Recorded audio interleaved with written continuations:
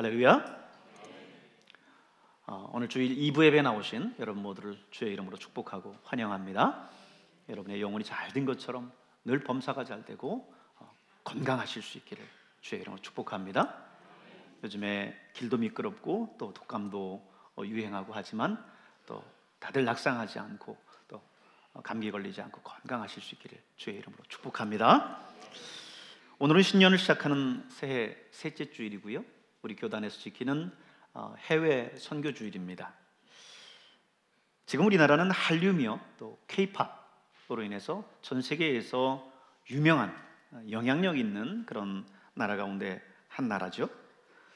하지만 우리 과거를 잘 알지만 과거 우리나라는 세계 지도 속에서도 그 위치를 찾아볼 수 없는 그런 동방의 작은 나라였습니다.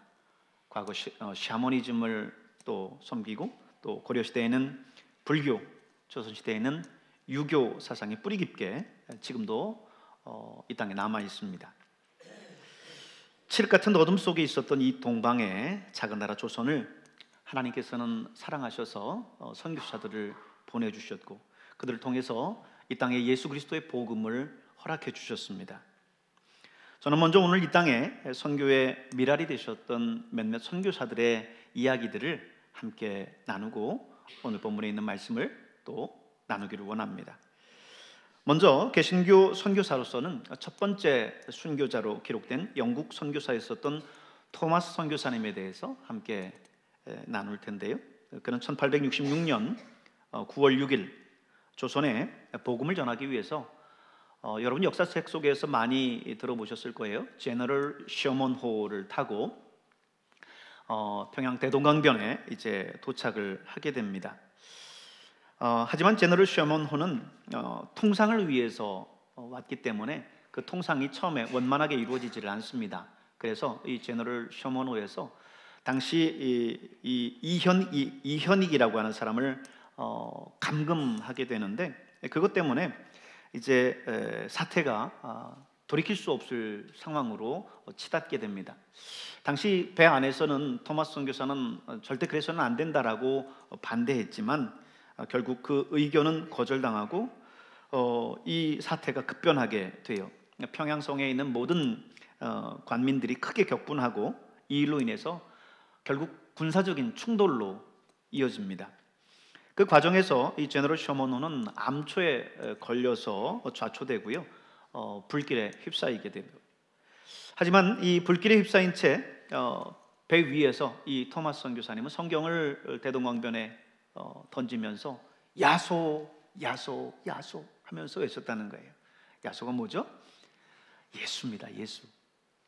예수, 예수, 예수 하면서 이 한 권의 성경책이 저들에게 전달되고 그 성경을 통해서 그들이 하나님을 믿을 수 있는 그런 기회가 있기를 간절히 바라는 마음으로 성경을 던졌다는 거예요. 대부분의 사람들이 그곳에서 바다에 빠져 죽고 또 불에 타 죽었고요. 우리 토마스 선교사는 대동강변에 이제 끌려 나오는데 거기에서 이제 박춘권이라고 하는 사람에 의해서 참수를 당합니다. 그런데 자기를 죽이려고 하는 그 박춘권 앞에 마지막 품에 있었던 성경책을 전해주면서 하나님은 당신을 사랑하십니다 하면서 성경책을 전해줬어요. 그리고는 마침내 이 대동강변에서 참수를 당합니다. 토마스 선교사는 이렇게 1866년 9월 5일 27세라고 하는 젊은 나이에 이 땅 조선에서 순교의 피를 뿌린 첫 번째 개신교 순교자가 됐습니다. 놀랍게도 이 토마스를 죽였었던 박춘권이라고 하는 사람은 나중에 회개하고요, 장로가 됩니다. 그리고 토마스 목사가 건넨 성경을 받았었던 장사포의 홍신길은 서각교회, 또 석호정 만경대의 최치량은 평양교회를 창설하는 인물이 돼요. 또 토마스가 건네준 성경을 뜯어서 벽지로 발랐었던 영문주사 박영식의 집은 널다리 교회의 예배 처소가 되는데 이 널다리 교회는요 1907년 평양 대부흥이 있었죠. 그 평양 대부흥의 불씨가 된 장대현 교회가 됩니다. 토마스 선교사는 조선 땅에 떨어져서 죽은 한 알의 미랄이 됐고 조선 교회를 세우는 초석이 됐습니다. 1866년 이 토마스 선교사의 순교가 없었다면요, 1882년 조미 통상조약도 없었을 거고 1884년 알렌이 조선에 입국할 수도 없었고 또 1885년 언드워드와 아펜셀러 선교사 역시 인천에 상륙할 수 없었을 겁니다. 우리 예수님께서 요한복음 12장 24절에 이렇게 말씀하시죠. 한 알의 미랄이 땅에 떨어져 죽지 아니하면 한 알 그대로 있고 죽으면 많은 열매를 맺느니라 말씀하셨습니다. 토마스 선교사님은 이 땅 조선에 와서 썩어지는 한 알의 미랄이 됐어요. 그가 전해준 성경책, 조선 땅에 발을 내딛자마자 대동강변에서 참수를 당했지만 그가 전해준 그 성경책으로 이 땅에 복음의 씨앗이 뿌려진 줄로 믿습니다. 그래서 이 땅에 놀라운 부흥이 거듭됐고 지금은 10만 선교사를 파송하는 선교 대국이 됐어요. 토마스 선교사 이후에는요, 1884년 9월 20일 호러 뉴턴 알렌 선교사가 주한미국 공사관의 의사로서 조선 땅에 오게 됩니다. 그가 조선 땅에 왔을 때 그해 12월에요 3.1 천하 사건이라고 불리우는 갑신정변이 일어나는데 이 사건으로 인해서 명성황후의 조카인 민영익이 자객의 칼에 맞습니다. 그래서 얼굴과 목 그리고 등에 치명적인 상처를 입어요. 그때 14명이나 되는 한의사들이 출혈을 멈추게 하려고 전전긍긍했지만 그 출혈을 멈추게 할 수 없었습니다. 그때 알렌이 최선을 다해서 이 민영익을 돌봤고 결국 3개월 만에 극적으로 소생하게 됩니다. 이 사건으로 인해서 이 알렌 선교사는요, 조정의 신임을 받게 되고 왕실의 시의가 돼서 선교의 기틀을 튼튼하게 마련을 해요. 이것이 초과돼서 1885년 4월 12일 조선 최초의 근대식 병원인 광해원이 이제 열리게 되지요. 이 광해원은 나중에 고종 황제에게 이름을 받아서 제중원으로 바뀌게 됩니다. 이 제중원은 나중에 이제 어떻게 됩니까? 오늘의 세브란스 병원으로 이제 발전하게 되죠. 이렇게 알렌이 의료 선교로 인해서 고종의 총애를 받던 차에 그 다음해인 1885년 4월 5일 부활절 아침에 우리가 잘 아는 언더우드와 아펜셀러가 인천항에 도착을 합니다. 언더우드는 이제 제중원에서 일할 의학생들이 필요한데 그 의학생들을 가르칠 의학당에서 영어, 물리, 화학 등을 가르치면서 본격적인 선교 활동을 시작을 합니다. 언더우드는 미국의 장로교 선교사였는데요, 일제강점기에는 조선인들의 독립을 위해서 적극적으로 돕고 헌신했습니다. 그 공을 인정받아서 대한민국 건국훈장 대통령장을 서훈받기도 했어요. 그는 1886년 5월 정동에서 고아들을 모아서 공부를 가르쳤는데요, 이거는 1905년 경신학당이 되고 1915년에는 연희전문학교가 되고 이 학교를 통해서 김규식, 안창호 등 많은 민족 지도자들이 배출됩니다. 그는 교회를 개척하는 사역에도 활발하게 뛰어들었는데 1887년 9월 자기 집 사랑채에서 예배를 시작해서 훗날 한국 최초의 장로교회인 정동교회, 현재 세문안교회를 설립하게 됩니다. 그가 얼마나 전도 활동에 열심히 했냐면요, 1887년에는 개성과 평양을 방문했고요, 1889년 3월에는요 결혼해서 신혼여행을 떠났는데 신혼여행을 전도여행으로 떠납니다. 북부지방으로 1600km를 전도여행으로 전도하는데 이 여행 기간 동안 600여 명 환자를 치료하고 100명에게 세례를 줬다라고 하는 기록이 있습니다. 그는 고종 황제로부터 이제 이름을 하사를 받았는데 언더우드라고 하는 이 말이 빠르게 발음하다 보면 원두 이렇게 돼서 고종 황제가 원두우라고 이렇게 이름을 줘줬습니다. 그가 처음 한국에 도착했을 때에 하나님 앞에 드렸었던 기도가 있어요. 그게 전해지는데 언더우드의 기도라고 전해져요. CCM으로도 이제 많이 불리워지고 있는데요. 그 내용을 이제 짧게, 전체 문장은 아니지만 제가 보겠습니다.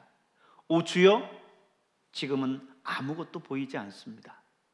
메마르고 가난한 땅, 나무 한 그루 시원하게 자라지 못하고 있는 이 땅에 저희들을 옮겨와 앉히셨습니다.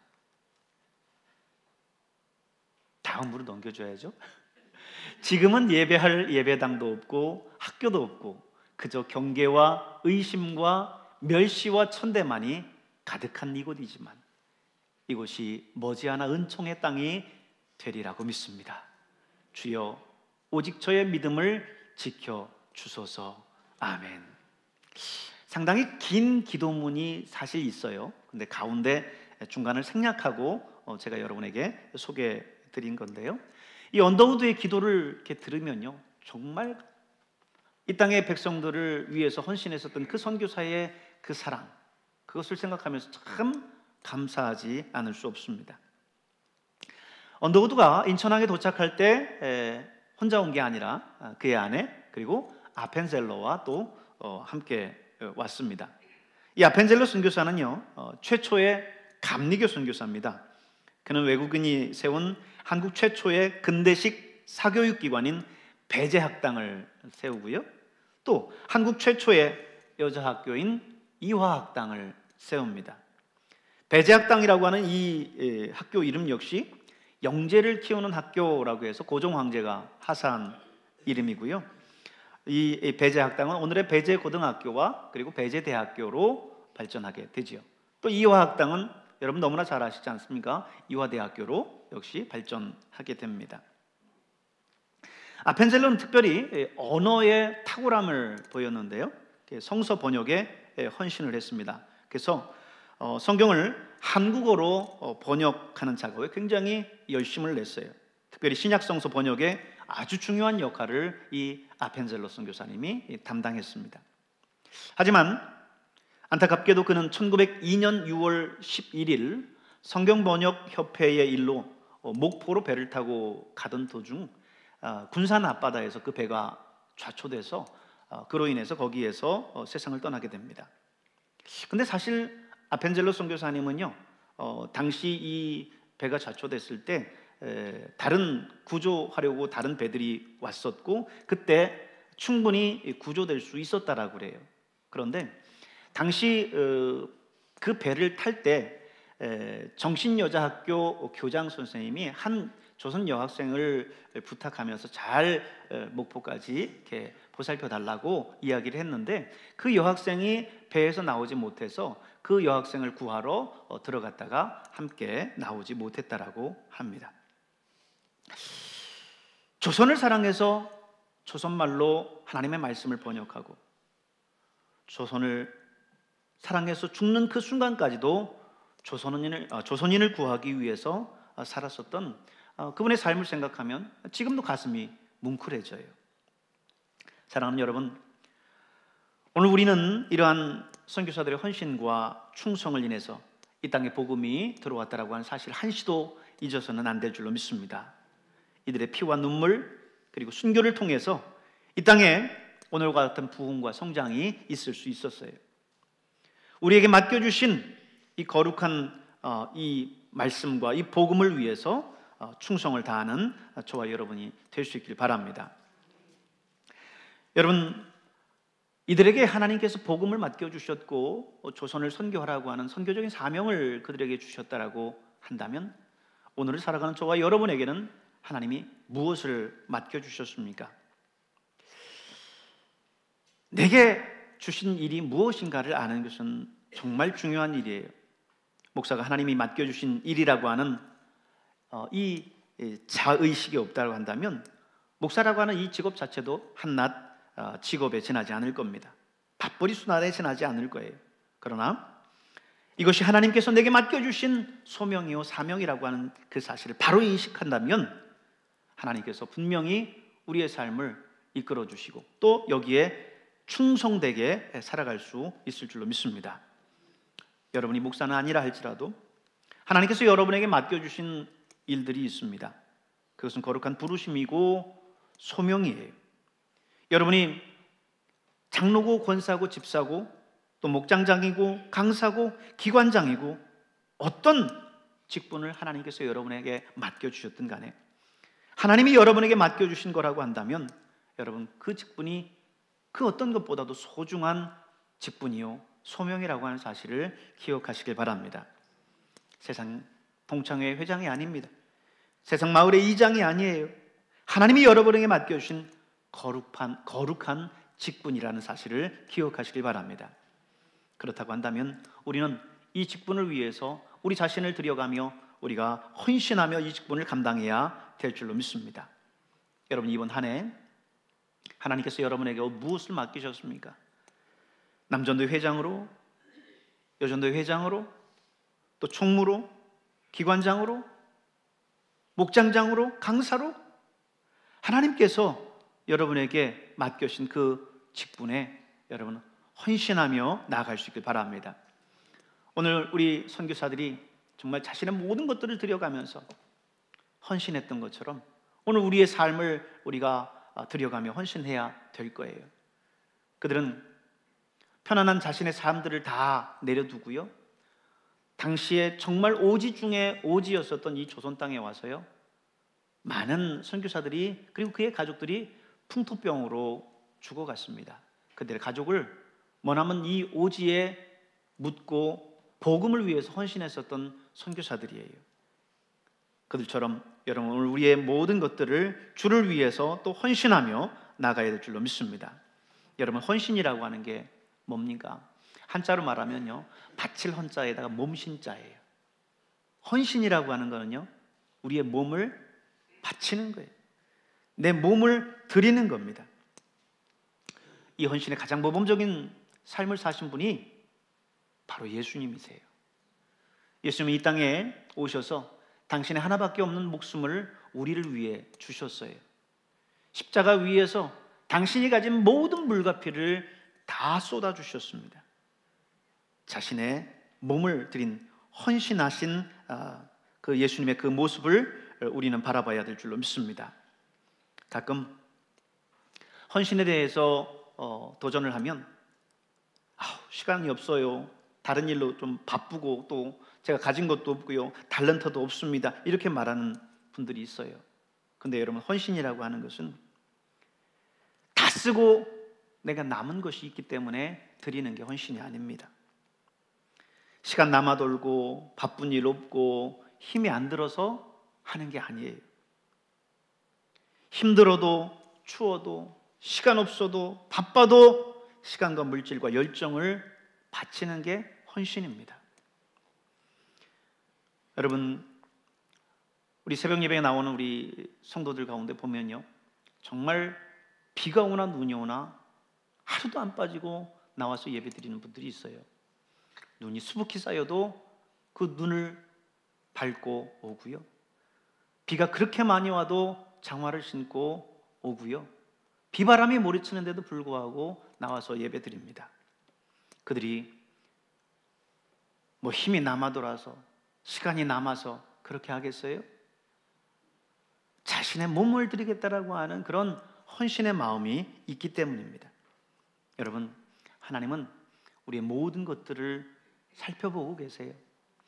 아무도 안 보는 것 같지만 하나님은 우리의 모든 것들을 지금 보고 계십니다. 하나님의 눈은 온 천지 만물을 살피실 뿐만 아니라 바로 오늘 이 자리 이 백암 땅에도 오셔서 여러분의 모든 삶을 살피고 계십니다. 그러므로 하나님 앞에 여러분의 삶과 여러분의 모든 것들을 드릴 수 있는 헌신의 삶을 우리 하나님 앞에 보여줄 수 있는 저와 여러분 될 수 있기를 바랍니다. 전주에 가면요, 전주 예수병원이라는 곳이 있어요. 제가 군산에서 목회를 했기 때문에 그곳 전북권의 전북대학병원 다음으로 유명하고 실력 있는 병원이 전주 예수병원입니다. 근데 이 전주 예수병원은요 1898년 11월 3일 개소했는데요, 이 병원은 잉골드라고 하는 여선교사의 헌신으로 이루어졌습니다. 남장로교 여선교사인 마티 잉골드는요 볼티미어 여자의과대학을 수석으로 졸업했어요. 그저 졸업하고 의사가 될 수 있었겠죠. 더군다나 수석으로 졸업했으니까 얼마나 실력 있고 장래가 촉망됐겠습니까? 그런데 그녀는 그 모든 것들을 다 버리고 1897년 7월 고향을 떠나서 이 오지 조선 땅에 왔습니다. 그리고 예수님의 심장을 가지고 질병으로 죽어가는 수많은 사람들을 치료해 줬어요. 이것이 여러분 바로 헌신이에요. 그 시간이 남아 돌아서 그런 것이 아니라 그의 모든 청춘을 바쳐서 이 조선 땅에 선교 사역들을 했던 겁니다. 여러분, 오늘 저와 여러분이 하나님께로부터 받은 것이 있다면 여러분 어떻게 해야 되겠습니까?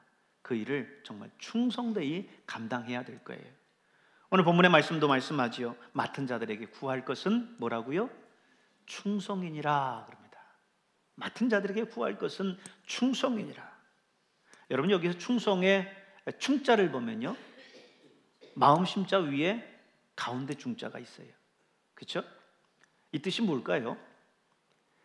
그저 어쩔 수 없이 남이 보니까 하는 것이 아니라 내 마음 중심에서 하고 싶고 우러나서 하는 것, 그게 바로 이 충성 충자라는 겁니다. 여러분, 제가 교회를 방문하다 보면요 교회마다 잘 해놓은 그런 교회들이 있어요. 그럴 때마다 저는 그냥 지나가지 않습니다. 아니, 그냥 지나가지가 않습니다. 유심히 하나하나 살펴보고요 카메라로 다 사진 찍어가면서 이제 제 카메라 속에 담아요. 심지어는 백화점 화장실에 들어가서 화장실 소변기도 찍고 수천도 찍고 그래요. 사람들 없는 틈을 타서. 근데 아마 그것을 본 사람은 그랬을 거예요. 저 사람 저거 뭐 하는 사람이지? 혹시 좀 이상한 사람 아니야? 이렇게 생각했을 수도 있습니다. 근데 저는 그런 마음이 있는 거죠. 교회를 수리하고 리모델링 할 때는 어떤 모습으로 리모델링을 해야, 어떤 수전의 모습을 갖추고, 어떤 타일을 갖추고, 타일의 모양은 어떻고, 이런 걸 하나하나 생각하면서 사진 속에 담는 거예요. 여러분, 목사이기 때문이 아니라 정말 교회를 사랑하는 사람이라고 한다면 하나하나 지나칠 수 없어요. 하나하나 볼 때마다 내 교회가 생각이 나고 우리 교회의 일들을 하나하나 생각하지 않을 수 없는 거죠. 그것이 바로 여러분 마음 심자 위에 있는 가운데 중, 내 마음의 중심을 드리는 거예요. 여러분, 요즘 여러분은 어디에 마음을 두고 계십니까? 어떤 거에 마음을 두고 계신가요? 무엇에 여러분의 시간을 많이 투자하고 계시고 무엇에 여러분의 물질을 많이 투자하고 계신가요? 그 사람이 가장 많은 시간 보내는 것, 가장 많은 물질을 투자하는 것, 그것이 그 사람의 마음 중심에 있는 겁니다. 여러분 마음의 중심에 있는 것은 그렇다고 한다면 무엇입니까? 여러분, 주님의 나라와 주의 일들에 마음을 두실 수 있길 바랍니다. 우리 교회 리모델링을 위해서 우리 성도들이 참 많이 헌신했어요. 옥합을 깨면서 또 귀중한 물질을 헌금하신 분들이 있습니다. 저희 가정도 수년 동안 매달 또 다른 11조 이상으로 떼어가면서 리모델링을 위해서 계속해서 헌금하고 있어요. 어떤 분은 몇 년 동안 모았었던 적금을 깨기도 하고, 또 한 번에 드릴 수 없으니까 월정으로 작정하면서 꾸준히 드리는 분들도 있습니다. 무슨 그분들이 굉장히 부자이기 때문에, 돈 쓰고 돈이 남아 돌기 때문에 드리는 게 아니에요. 그들의 마음 가운데, 그들의 마음의 중심에 이 교회가, 내 평생 하나님 앞에 예배드리고 신앙생활할 이 교회가 그들의 마음 중심에 있기 때문에 그렇습니다. 충성 충자, 그 마음의 중심에 두는 것, 여러분 하나님의 몸된 교회 여러분의 마음에 두시면서 그 누구보다도 사랑하며 갈 수 있는 저와 여러분 될 수 있길 바랍니다. 우리 교회는요 2층에 본당이 있다 보니까 어르신들이 참 힘겹게 본당에 오르고 내리셔요. 그래서 참 엘리베이터 문제가 처음부터 계속해서 언급이 됐어요. 저 역시도 누구보다도 이 엘리베이터 문제를 빨리 해결하고 싶었습니다. 근데 여러 가지 건축법상 그런 문제들도 한계도 있었고, 또 물질적으로도 역시 이 엘리베이터를 설치하려면 기존 건물을 새로 지으면서 엘리베이터를 넣는 게 아니고 기존 건물에 넣는 거기 때문에 더 힘들어요. 그래서 물질적으로도 적어도 1억에서 1억 5천 이상은 들어야 엘리베이터를 넣을 수 있습니다. 그래요. 우리의 마음의 중심에 정말 그 엘리베이터를 통해서 또 리모델링을 통해서 하나님 앞에 영광 돌리기를 원하죠. 그렇다고 한다면 오늘 우리는 여러분 그걸 위해서 기도하셔야 돼요. 여러분 얼마나 기도하셨습니까? 여러분의 가정과 여러분 자신의 건강과 여러분의 자녀들의 생을 위해서 기도할 그때에 우리 교회를 위해서, 리모델링을 위해서, 엘리베이터를 위해서 여러분 기도하셨습니까? 얼마나 기도하셨습니까? 여러분 마음의 중심에 두고 얼마나 간절함으로 하나님 앞에 기도하셨습니까? 여러분 하나님 앞에 정말 중심으로 하나님 앞에 기도할 수 있고 간구할 수 있는 여러분 될 수 있기를 바랍니다. 여러분 충성이라고 하는 말은 앞에 이제 충자를 살펴봤고요. 뒤에 나오는 성자는요 말씀 언변의 이룰 성자입니다. 그렇기 때문에 이 말은요 성자는 말씀을 이룬다는 뜻이에요. 내가 한 말을 그대로 지킨다는 거예요. 행한다는 거예요. 헬라어로는 피스타스라고 하는데 신실하다, 믿을만하다, 맡길만하다 라고 하는 그런 뜻이 있어요. 그러므로 여러분 이 충성이라고 하는 건 뭘까요? 내 마음의 중심에 두고 내가 한 말을 지키고 하는 거예요. 삶으로 살아내는 겁니다. 여러분 그것이 바로 충성이라는 거예요. 헌신해야겠다 말로는 해놓고 정말 헌신해야 될 순간에는 없는 분들이 있어요. 회의 때는 이래야 된다 저래야 된다 핏발을 세우다가 정작 그 일에 나서서 고생하고 수고해야 되는 그 순간에는 없는 사람들이 있어요. 교회에 무엇이 필요하다 하면서 정작 그 일을 위해서 물질을 헌신해야 되는 그런 순간에는 조용히 사라지는 사람들이 있습니다. 여러분 말로는 천하도 못 사겠습니까? 말로는 뭐든 다 할 수 있어요. 여러분 그러나 충성이라고 하는 것은요 내 마음의 중심에 둔 그것을 위해서 내가 말하고 그것을 위해서 내 삶으로 순종하며 살아내는 겁니다. 그것이 바로 충성이에요. 여러분 여러분의 삶 속에서 하나님 앞에 충직한 충성스러운 일꾼이 될 수 있길 바랍니다. 맡은 자들에게 구할 것은 충성이니라 말씀했어요. 새해를 시작하는 1월 다시 한번 우리의 신앙을 점검해 봤으면 좋겠습니다. 이 조선 땅에 와서 자신의 모든 것을 드리면서 헌신했었던 우리 선교사들, 자신의 중심에 있는 모든 것들을 정말 삶으로 실천하며 살아냈었던 우리 선교사들을 우리가 생각한다면 오늘 우리는 역시 그들의 삶을 본받고 나아가야 될 줄로 믿습니다. 헌신은 말로만 하는 것이 아니라 삶으로 살아내는 거예요. 충성은 우리의 삶으로, 우리의 행동으로 나타내 보이는 겁니다. 2024년 이 한 해 여러분 충성스러운 주의 종들이 될 수 있길 바랍니다. 맡은 자들에게 구할 것은 충성이니라. 이 말씀 가슴 속에 새기면서 이 한 해 살아가는 저와 여러분 될 수 있기를 주님의 이름으로 축원합니다. 기도하겠습니다.